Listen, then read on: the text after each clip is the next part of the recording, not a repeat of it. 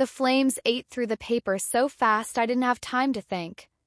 I just lunged forward, my hands reaching desperately for the envelope as it curled and blackened in the fire pit. The Brighton University seal, the one I'd traced with my fingers 100 times in secret, melted into ash right before my eyes. My palms slapped at the flames, burning hot, but I didn't care. I was screaming, choking on smoke and shock. "What are you doing? Kara, what are you doing?" My sister just stood there on the other side of the fire pit, arms crossed, watching me with this calm, cold smile I'd never seen before. Like she was watching a movie instead of destroying my entire future.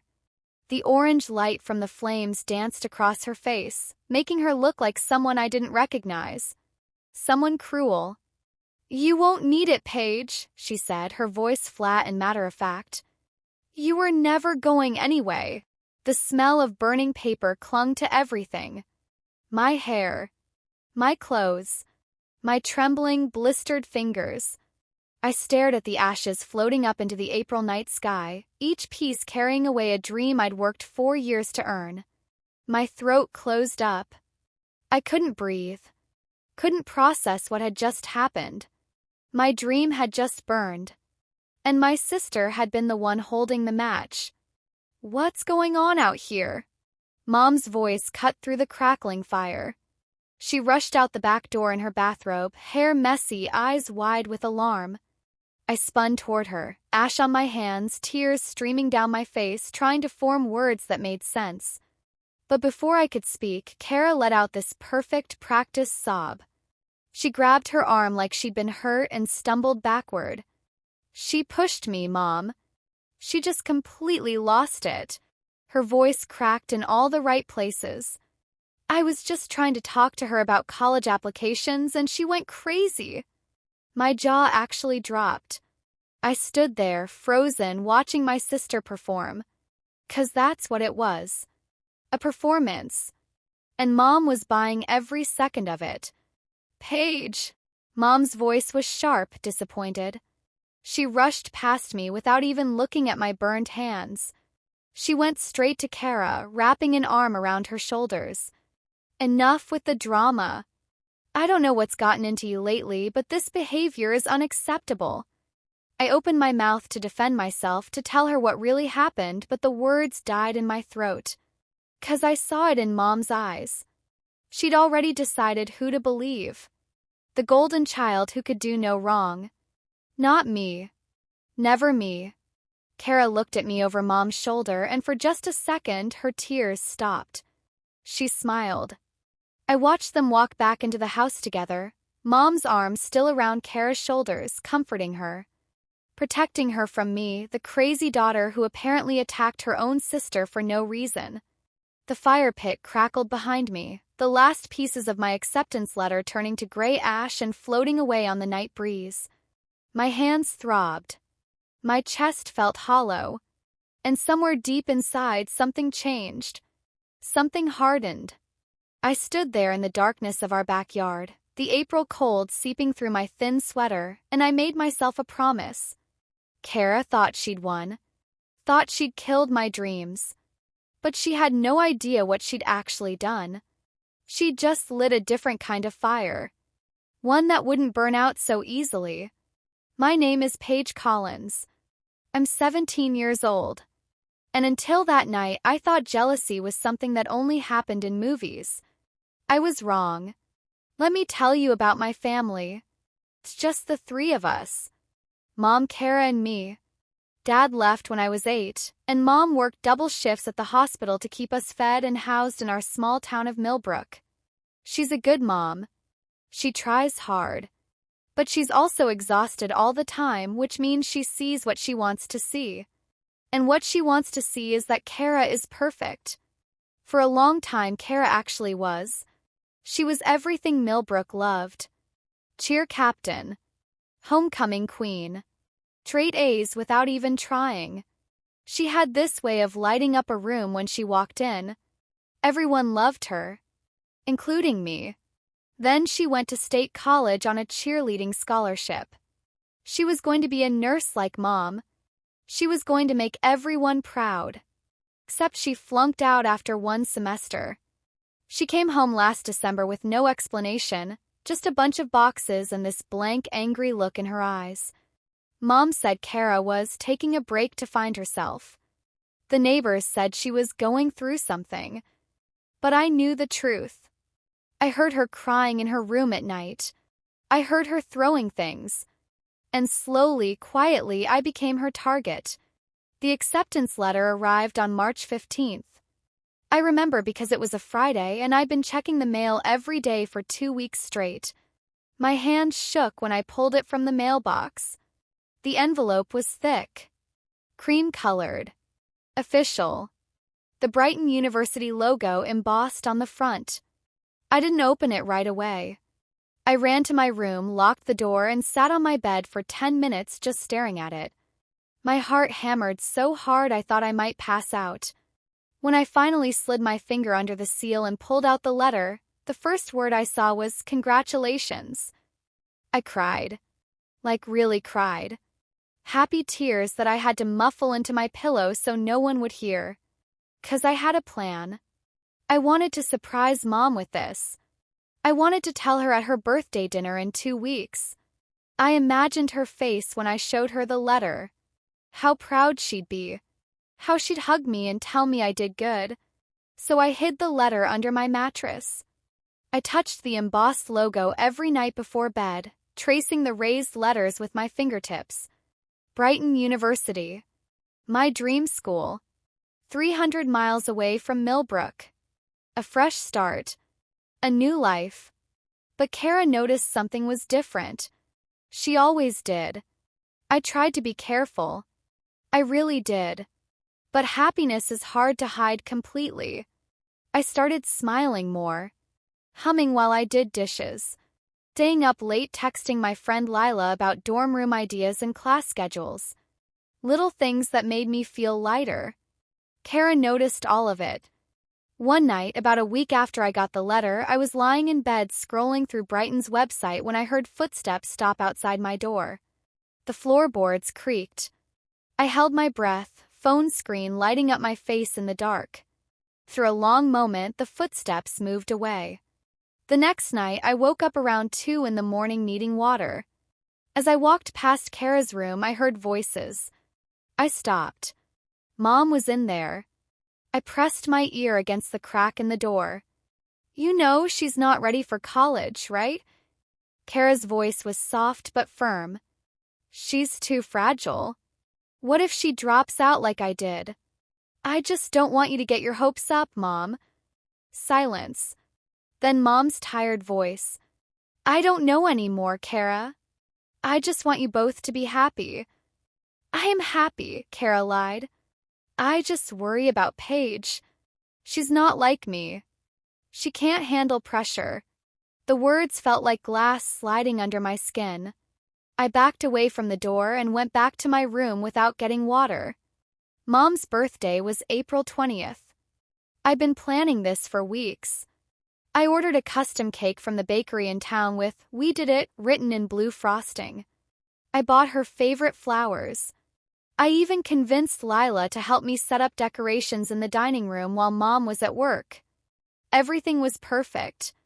Balloons, streamers, cake sitting in the middle of the table with candles ready to light. I practiced my speech in the mirror. Mom, I got into Brighton University. I'm going to college. We did it. The moment she walked through the door, I could tell she was surprised. Oh, honey. You didn't have to do all this. Yes, I did, I said, grinning so hard my cheeks hurt. Wait right here. I have one more surprise. I ran up the stairs to my room, my heart racing with excitement. This was it. The moment I'd been dreaming about. I knelt beside my bed and reached under the mattress, my fingers searching for the envelope. It wasn't there. I pulled the mattress up higher. Nothing. I checked under the bed, behind the nightstand, in my desk drawers. Panic started rising in my throat like cold water. Where was it? Where was my letter? Then I smelled it. Smoke. Coming from outside. After the fire, after Mom took Kara's side, after I was sent to my room like a child being punished, I lay on my bed staring at the ceiling. The birthday cake sat untouched downstairs. The decorations hung there, mocking me. I could hear Mom and Kara talking in low voices through the walls. My hands still hurt from trying to save the letter. Small blisters had formed on my palms. I pressed them together and felt the sting, welcoming it. At least it was something real. Something I could feel besides the hollow ache in my chest. Kara had one. She'd found my letter, stolen it, and burned it. And somehow I was the one being blamed. The unfairness of it sat on my chest like a stone. But as I lay there in the dark, something shifted inside me.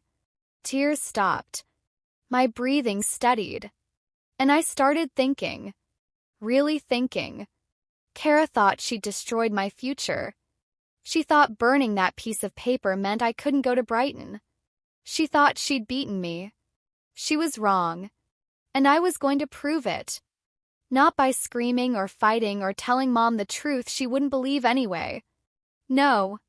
I was going to win quietly. Strategically.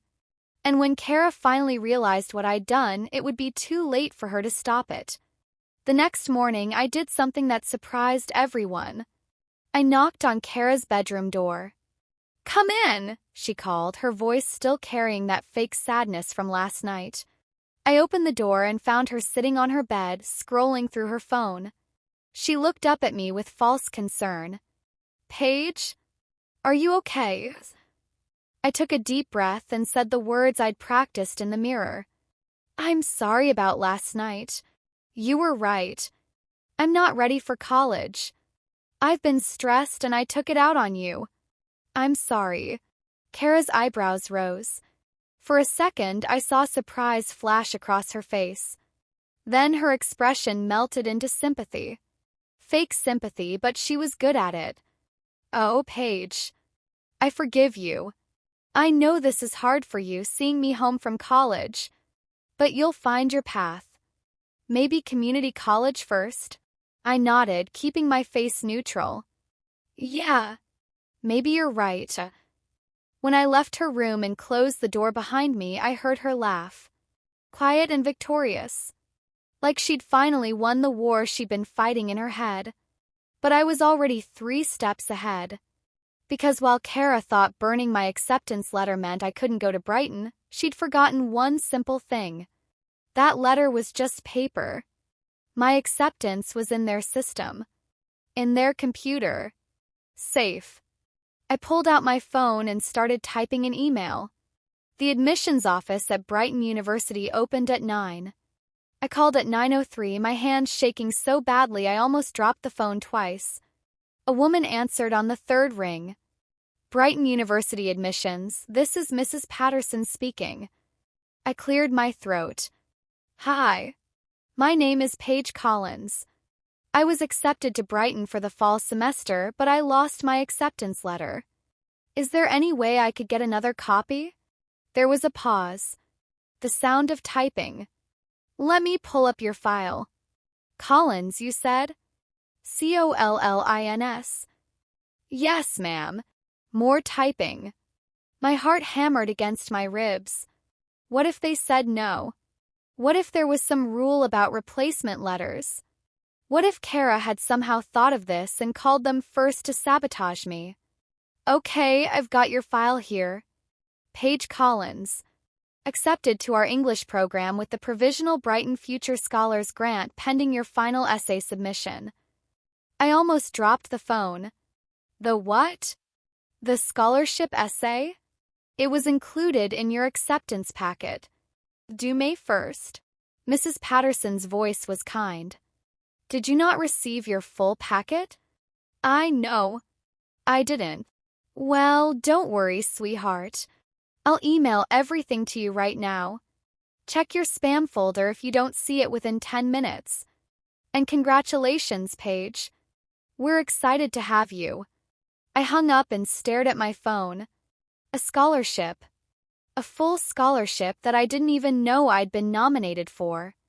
The universe had just handed me a gift. And Kara had no idea. I didn't tell anyone. Not Mom. Not Lila. Not even the guidance counselor at school who'd helped me with my application. I kept my acceptance like a secret weapon, hidden and sharp, waiting for the right moment. Instead, I got a job. Rosie's Diner on Main Street needed a weekend waitress, and Mrs. Rosie hired me on the spot when I showed up with a smile and a can-do attitude. The money wasn't much, but it was mine. I saved every penny in a shoebox under a loose floorboard in my closet. 4 travel expenses. 4 textbooks. For the moment when I would walk out of this house and into my new life. School, I printed out the scholarship essay prompt in the library and took it home in my backpack. The topic was simple but powerful. Describe a moment when you chose to rise above a challenge that others thought would defeat you. I knew exactly what to write. I started that night, sitting at my desk with the door locked, pouring every ounce of pain and anger and hope onto the page. The words came easily. Too easily. Like they'd been waiting inside me all along. And every day I came home and smiled at Kara. I asked about her job search. I helped with dinner. I played the role of the defeated little sister who'd accepted her fate. She ate it up. Completely. 3 weeks after burning my letter, Kara got a job interview at the medical supply company across town. She made a huge deal about it at dinner, talking about how she was finally getting her life back on track and how everything happens for a reason. Mom beamed at her. I'm so proud of you, honey. See? Sometimes we just need a little time to find our way. Kara shot me a look. Yeah. Not everyone's built for jumping straight into things. Some of us need to be realistic about our abilities. I smiled and took another bite of chicken. You're probably right, Kara. Under the table, my phone buzzed. An email from Brighton University. Scholarship essay received. Status, under review. I'd already submitted my essay. 2 days early. While Kara was busy celebrating her small victory, I'd already secured the money that would change my life. Housing applications were done. Course registration was scheduled. I'd even picked out my dorm room online. Everything was in place. And not a single person at this dinner table knew. Kara laughed at something Mom said, her voice high and triumphant. She thought she'd won. Thought I'd given up. Thought burning one piece of paper could burn down my entire future. She had no idea she'd lit the fuse on her own humiliation. Mr. Riley, my guidance counselor, stopped me in the hallway after English class. Paige, can I see you in my office for a minute? I followed him, my stomach tight with worry. Had something happened with my application? Had Brighton found out about the burned letter somehow? He closed the door and gestured for me to sit. Then he smiled. I got a call from Brighton yesterday. They wanted to verify some information about your scholarship essay. I froze. Is something wrong? Wrong. He laughed. Paige, they called to tell me it was one of the best essays they'd received this year. You're getting the full Future Scholars Grant. Full tuition, room and board, and a stipend for books. The room tilted. I gripped the arms of the chair. What? You're going to college, Paige. Full ride. He leaned forward, his expression serious but warm. I don't know what you've been dealing with at home. You've been different this semester. Quieter. But whatever you wrote in that essay, it clearly came from someplace real. Tears burned behind my eyes, but I blinked them back.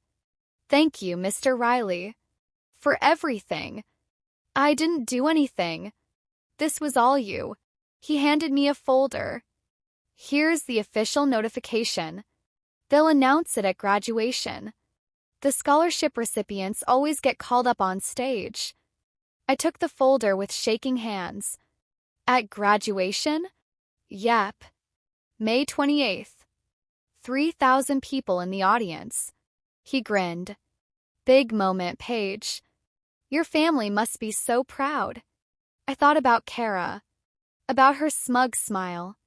About Mom always taking her side. They will be, I said quietly. Soon. School felt different after that meeting. Like I was walking through a dream where I knew the ending but no one else did. I went to class. I smiled. I kept my secret locked tight in my chest. But rumors started spreading anyway. Not the truth, just whispers. Kids at school knew I'd applied to colleges. They'd seen me working at Rosie's Diner, saving money. Some of them assumed I didn't get in anywhere. That I was staying in Millbrook like so many others did. The whispers got louder when Kara showed up at school one afternoon to pick me up. She'd never done that before. But suddenly, with me working and saving money, she wanted to play the caring big sister role in public. She leaned against her car in the parking lot, arms crossed, watching me walk toward her. When I got close, she said loudly enough for my friends to hear, "Hey, college girl without a college. Need a ride?" A few people nearby laughed. My face burned, but I smiled and got in the car. Lila, my best friend, caught my eye and mouthed, "When?" I mouthed back, "Soon." In the car, Kara turned to me with fake sweetness. "You know, Paige, there's no shame in staying local. Millbrook Community College has a great program. You could live at home and save money." "Maybe," I said, staring out the window. "I'm just trying to help you be realistic. Not everyone's meant for big universities. I learned that the hard way." I nodded, biting back everything I wanted to say. Just 2 more weeks. 2 more weeks and she'd learn exactly how wrong she was. The email came at 11:30 on a Thursday night. I was in bed, scrolling mindlessly through social media, when my phone lit up with the notification. Brighton University Scholarship Notification, urgent.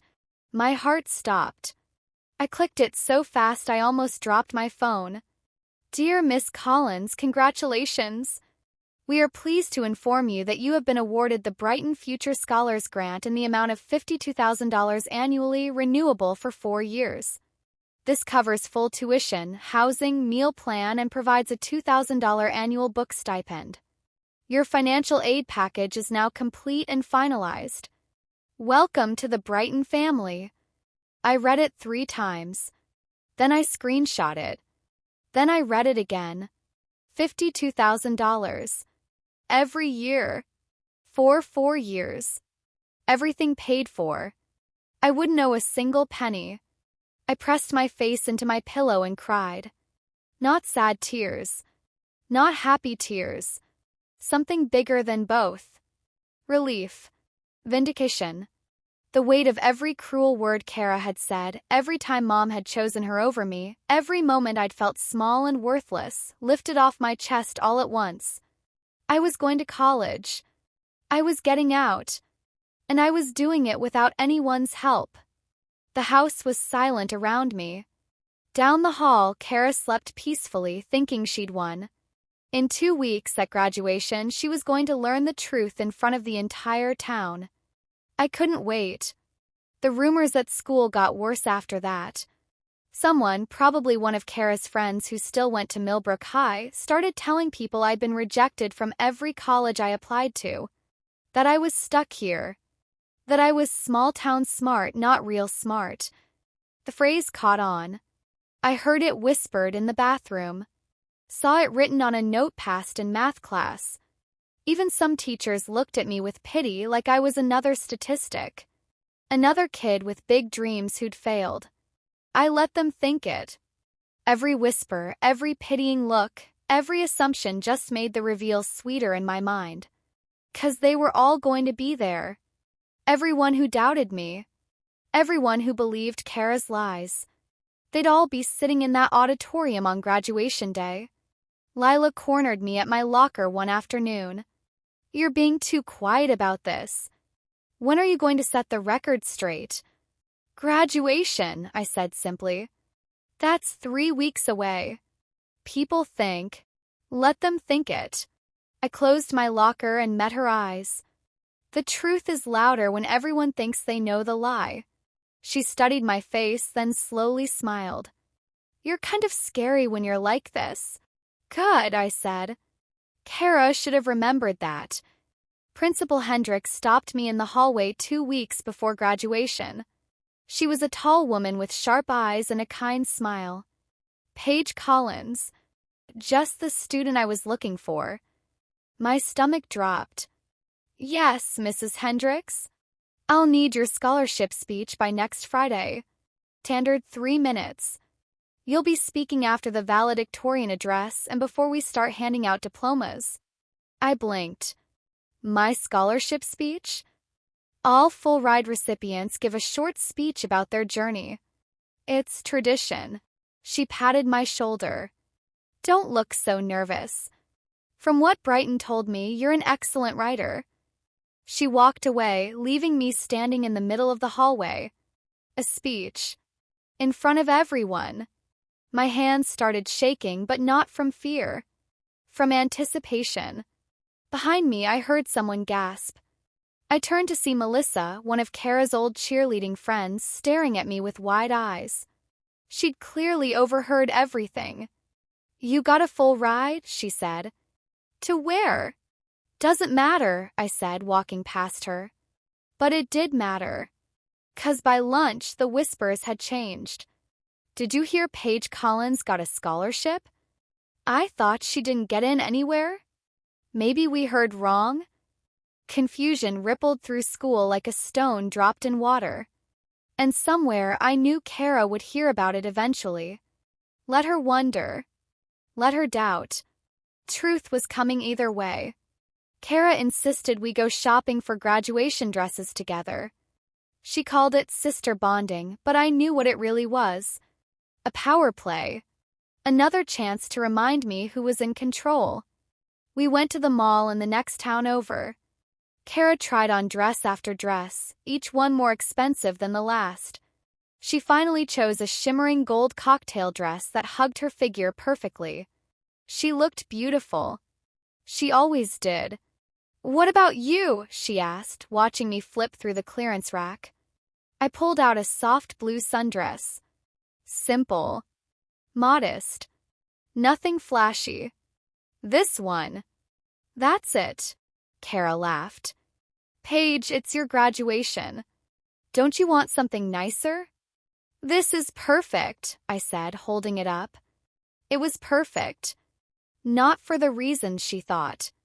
But because when I gave my speech on that stage, I didn't want my clothes to do the talking. I wanted my words to. In the dressing room mirror, I held the dress against myself and studied my reflection.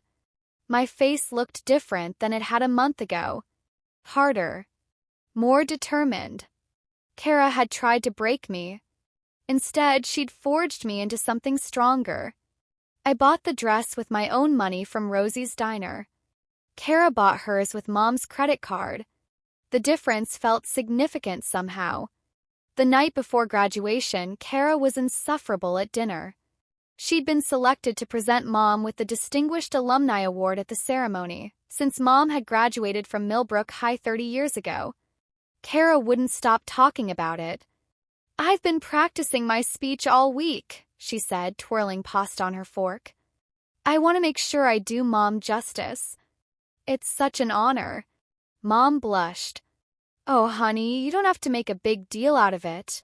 Yes, I do. You deserve recognition for everything you've done for us. Kara glanced at me. Tomorrow's going to be such a special day. Well, for some of us anyway. Kara, Mom said softly, a warning in her voice. I'm just saying graduation is emotional for seniors, especially when they're facing an uncertain future. She smiled sweetly at me. Maybe you can clap for me from your seat, Paige. Support your big sister. Of course, I said, taking a sip of water. My phone buzzed under the table. Another email from Brighton. Final confirmation, scholarship recipient speech approved. See you tomorrow, Paige. I looked up at Kara across the table. She was still talking, still basking in Mom's attention, completely oblivious to the bomb that was about to go off in her perfect little world. I wouldn't miss it for anything, I said quietly. Graduation morning arrived hot and bright. The ceremony was scheduled for 10 o'clock at the Millbrook High Football Stadium. 3,000 people were expected. The entire town always came to graduation. I woke up at 6 and took a long shower. I put on the blue dress and studied myself in the mirror. My hands were steady. My breathing was calm. I'd practiced my speech so many times I could recite it in my sleep. Downstairs, Kara was in full makeup and heels at 7 in the morning, taking selfies by the window. Mom was making pancakes, tears already in her eyes. "My baby's graduating," she said, hugging me tight. "I'm so proud of you, Paige." "Thanks, Mom," I said, hugging her back. I meant it. Even though she'd chosen Kara over me countless times, I knew she loved me. She just couldn't see what Kara really was. But after today, she would. We drove to the school together, Kara chattering the whole way about her speech, about the award, about how emotional she was going to be. I sat in the back seat with my folded speech in my sleeve, 3 minutes of words that would change everything. When we pulled into the parking lot, I saw the stadium already filling with families. Balloons. Signs. The whole town celebrating their kids. My heart pounded, but not from nerves. From anticipation. It was time. The stadium was packed. I sat in the front row with the other seniors, arranged alphabetically. Kara sat 5 rows behind me with the other alumni and special guests. I could feel her eyes on the back of my head. The ceremony started with the national anthem. Then the valedictorian speech. Then Principal Hendricks stepped up to the microphone. "Before we begin distributing diplomas," she said, her voice echoing across the stadium, "we have a very special presentation." Each year, Brighton University awards the Future Scholars Grant to exceptional students who demonstrate not just academic excellence but personal resilience and character. My heart hammered. This was it. This year's recipient showed extraordinary strength in the face of adversity. I am honored to call to the stage Miss Paige Collins. The applause started immediately. I stood on shaking legs and walked toward the stage. Behind me, I heard a gasp. Kara's gasp. I didn't turn around. I climbed the steps and took my place behind the podium. 3,000 faces stared up at me. I found Mom in the crowd. Her mouth was open in shock. Next to her, Kara had gone completely white. I pulled out my speech, smoothed it on the podium, and leaned toward the microphone. "Sometimes," I began, my voice clear and steady, "you have to lose something precious to learn you never needed permission to shine." The words poured out of me. I told them about working 3 jobs in high school to save for college. I talked about believing in myself even when others doubted me. I didn't mention Kara by name. I didn't have to. Every person who knew our family would understand. "There were moments," I said, gripping the podium, "when people tried to convince me I wasn't good enough, that I should settle for less, that my dreams were too big for someone like me." I paused, letting the silence sit. But I learned something important. People who try to dim your light are usually afraid of their own darkness. And the moment you stop seeking their approval is the moment you become free. Crowd was silent. Absolutely silent. I could hear birds chirping in the trees beyond the stadium. Brighton University saw something in me that I was still learning to see in myself. They gave me not just a scholarship, but a reminder that hard work and integrity matter more than anything else. I'm grateful. I'm humbled. And I'm ready. The applause erupted like thunder. People stood. Teachers cheered. I saw Mr. Riley wiping his eyes. I saw Mom covering her mouth with both hands, tears streaming down her face. And I saw Kara, sitting frozen in her seat, mascara already running, realizing everything she'd done had been for nothing. I walked off that stage with my head high, leaving the past behind with every step. The moment I got backstage, Kara was there. She must have run from her seat because she was out of breath, her perfect hair disheveled, her gold dress wrinkled. "You lied to me," she screamed, not caring who heard. "You said you weren't going to college. You said you were sorry. I turned to face her calmly. No, Kara. I said what you wanted to hear. There's a difference. You made me look like a fool out there. I didn't make you look like anything. You did that yourself. I stepped closer, lowering my voice. You burned my acceptance letter. You tried to destroy my future because you couldn't handle your own failure. You thought if I failed too, you'd stop feeling so small. Her face crumpled. Real tears now, not fake ones.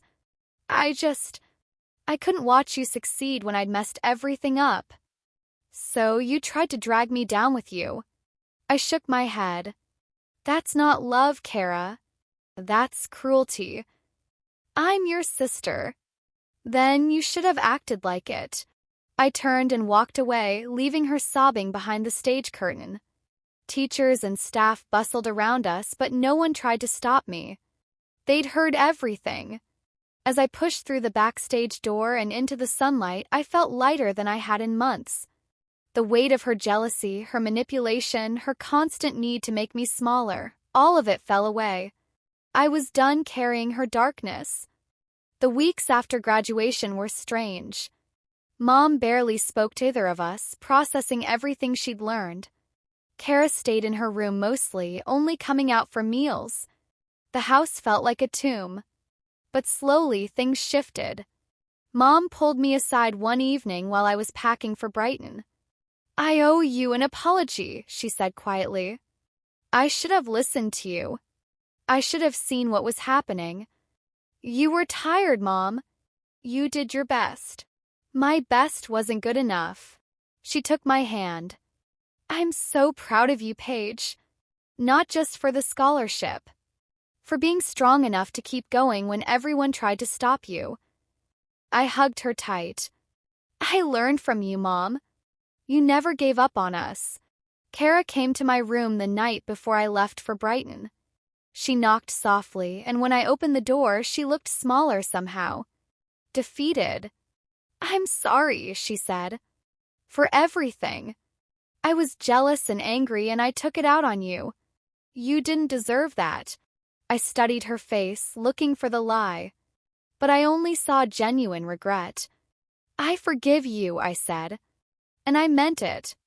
Not because what she did was okay, but because carrying anger to college would only hurt me. I'm proud of you, she whispered. I really am.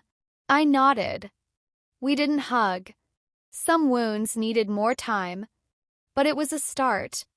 3 months later, I stood under the brick archway at Brighton University with the late August sun warming my face. Behind me, students rushed to classes with backpacks and coffee cups. Ahead of me, the campus stretched out like a promise, libraries and lecture halls and a future I'd built with my own hands. My phone buzzed. A text from Kara. How's your first week? I started community college classes. Trying again. Maybe I needed to fail first to learn how to succeed. I smiled and typed back. Proud of you. Another text came through, this one from Lila. You were right. The truth is always louder when people think they know the lie. I slipped my phone into my pocket and took a deep breath. The smell of autumn leaves and possibility filled my lungs. Somewhere behind me, in a town called Millbrook, a girl had tried to burn my dreams. But fire doesn't destroy everything. Sometimes it just clears the way for something new to grow. I thought about that night in April, watching my acceptance letter turn to ash. How it had felt like the end of everything. How wrong I had been. Some fires burn things down. Others light the way forward. I adjusted my backpack and walked through the archway, leaving the ashes behind. The campus buzzed with energy, students laughing on the quad, professors discussing literature under oak trees, the distant sound of a marching band practicing for Saturday's game. This was my world now. A world I'd earned. My dorm room was on the 3rd floor of Harrison Hall, overlooking the main quad. My roommate, a girl named Quinn from California, had already decorated her side with fairy lights and posters. We'd stayed up until 2 in the morning our first night, talking about everything and nothing. She didn't know my story yet. Didn't know about Kara or the burned letter or the quiet war I'd fought to get here. And that was perfect. Because at Brighton, I wasn't the girl who'd been sabotaged by her sister. I wasn't the underestimated daughter or the one who'd been told she wasn't good enough. I was just Paige, a freshman English major with a full scholarship and a blank page ahead of her. My phone buzzed one more time. It's Mom this time. Kara showed me the original acceptance letter she burned. She kept the ashes in a box in her closet. She's going to therapy now. She wanted you to know she's trying. We both love you so much. Call when you can. I read the message twice, then looked up at the Brighton archway behind me, the words carved into the stone. Through knowledge comes light. The irony wasn't lost on me. Kara had tried to keep me in darkness, but she'd only shown me how bright I could shine on my own. I took one last look at my phone, then turned it off and dropped it in my bag. College was waiting. My future was waiting. And for the first time in my life, I wasn't waiting for permission to claim it. The ashes were gone. But I was still here. Still standing. Still shining. And that was the best revenge of all.